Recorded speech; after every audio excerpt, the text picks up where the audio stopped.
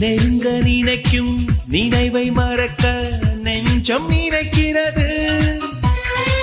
கனவில் பூக்கும் பூக்கள் பறிக்க பெண்மை அழைக்கிறது.